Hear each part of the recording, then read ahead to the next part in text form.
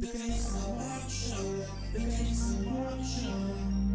Make sure you tune into the Kenise and Marc Show.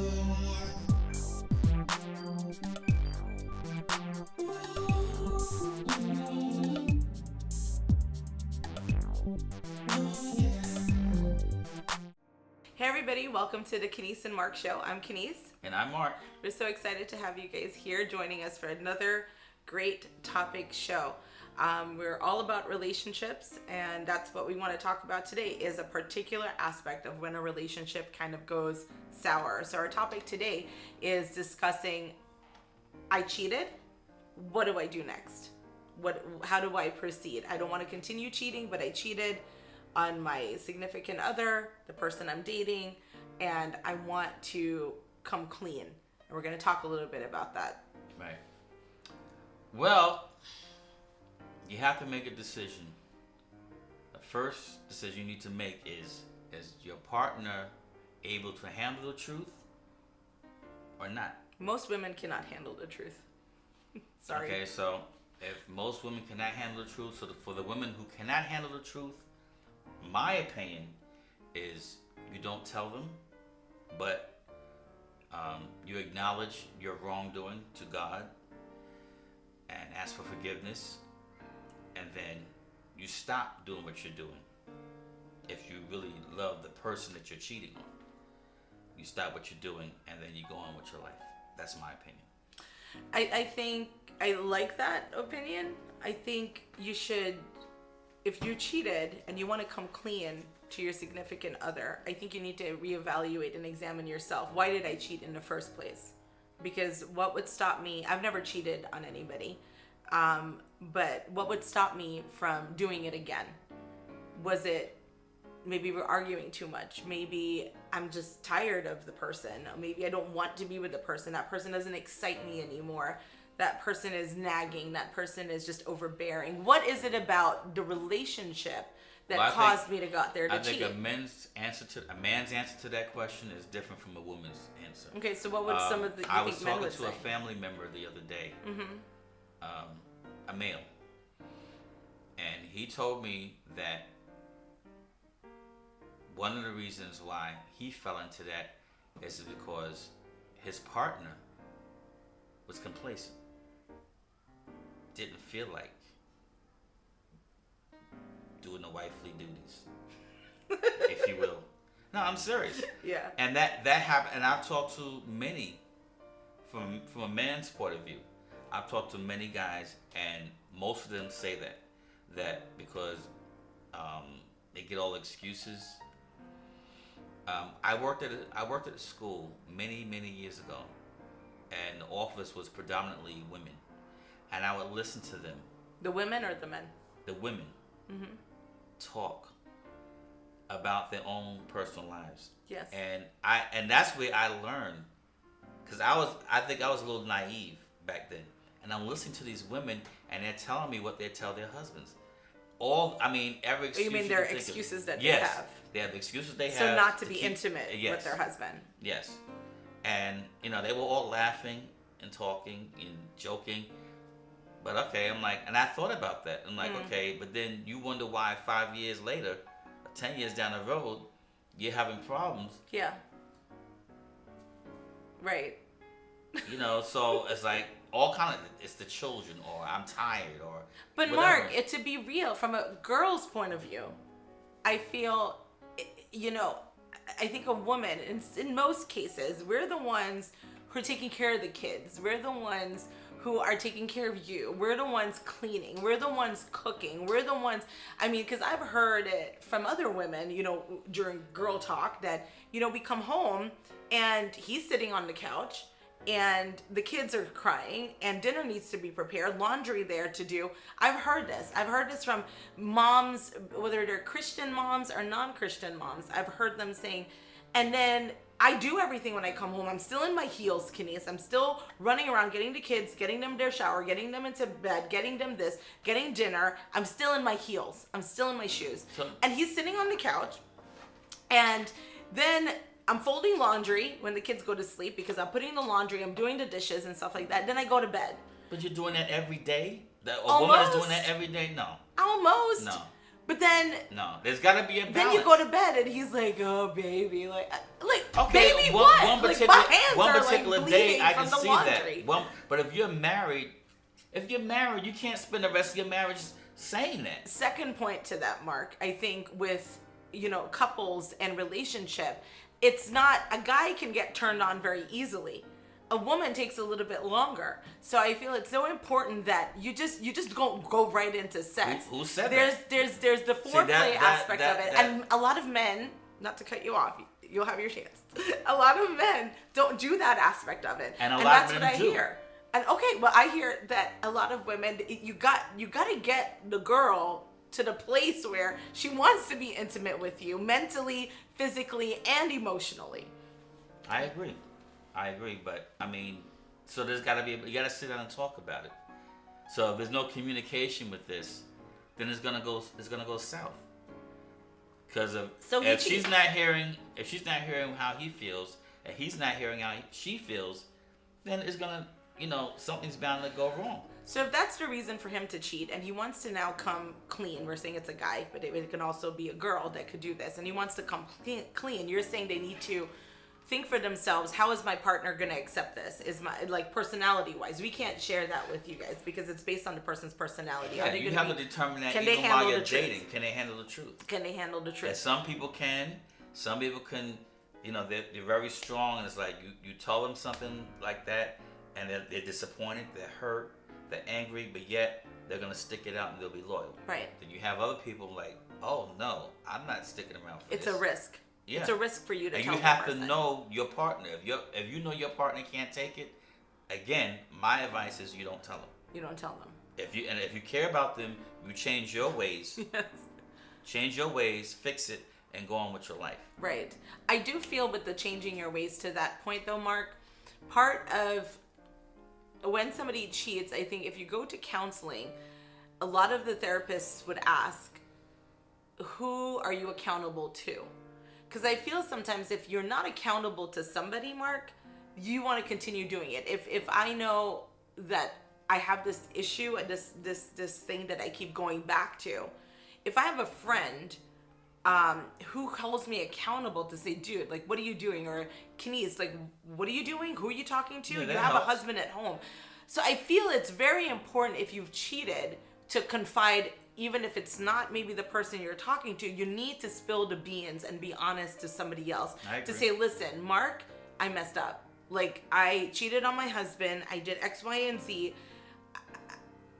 I want to call you every time like I have an issue with him and my husband, and we're not having sex and we're not doing this and he's not treating me well. So, but this guy is calling me. I want to be able to call and just talk to you so you can, try to help me, and you want to make sure you pick somebody who's strong, not somebody who's going to like bash your spouse and say, you know what, he deserved it or she deserved it. I feel that's important for me. I totally agree. Having someone that you're accountable to, and in addition to all of that, again, like I said, get yourself together. Get yourself together, and know your significant other. If they can't handle it, do not tell them. But if they can handle it, then you have to find a way to break it to them. And I don't suggest you do that until you're fully delivered and you want to make your relationship work. You're not planning on going back to that. Right. Because if you're not serious, well then if that's the case, you might as well just end that relationship. Yeah. I mean, it doesn't make, because there's no happy ending to that. Right. None. So. I hear you. We're gonna take a quick commercial break, and we'll be right back. The Kenise and Marc Show. The Kenise and Marc Show. Make sure you tune into the Kenise and Marc Show. Kenise and Marc.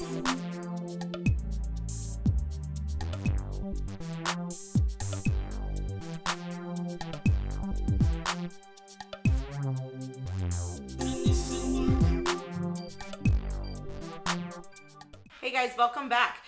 So we're talking about somebody who's cheated, and what should they do next? They want to come clean. Should they come clean to their significant other? Mark and I think we agree maybe you need to evaluate the person, your significant other, to see how they would accept or be receptive to this news. Because it's a risk. It's definitely a risk, especially if you have children, you have 28 years of marriage or whatever the case may be. You risk everything. You risk losing your house. I mean, a lot of things.